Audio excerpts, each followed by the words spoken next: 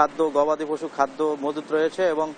যে মাটি কুল্লাগুলো রয়েছে সেই মাটির কিল্লাগুলোও কিন্তু প্রস্তুত রয়েছে, এমনটি কিন্তু আমরা জেনেছি। তো এখন আজকের যে আবহাওয়ার পরিস্থিতি আমরা সকাল থেকে দেখেছি যে ভোলার বেশ কিছু এলাকায় কিন্তু ভারী বর্ষণ হয়েছে, কোথাও আবার গুঁড়ি গুঁড়ি বৃষ্টিপাত হয়েছে এবং এখনো সে অবস্থা চলছে এবং নদীর পানি কিন্তু অনেকটাই বৃদ্ধি পেয়েছে এবং উত্তাল রয়েছে এবং যে কারণে কিন্তু মাছ ধরার ট্রলার এবং নৌকাগুলোকে নিরাপদ আশ্রয়ে আসতে বলা হয়েছে। আমরা উপকূলের বাসিন্দাদের সাথে কথা বলে জেনেছি যে আসলে তারা এই ঝড়টি নিয়ে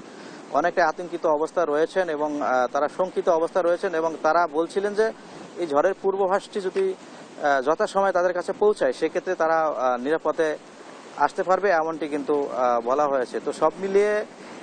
যে আবহাওয়ার বৈরিভাব এটি নিয়ে কিন্তু জনমনে কিছুটা হলেও শঙ্কা রয়েছে। তো এ ছিল আমার কাছে উত্তর পশ্চিম বঙ্গোপসাগরে যে